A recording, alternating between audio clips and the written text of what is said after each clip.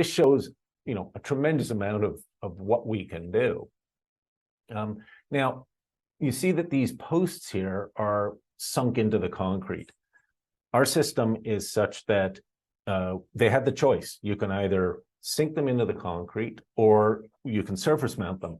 The challenge with surface mounting is this is on a slope. So how do you offset the slope?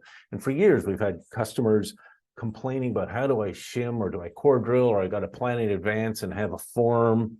So we've designed the first of its kind. We call it the tech post. So this is just the base of it. And it's two parts.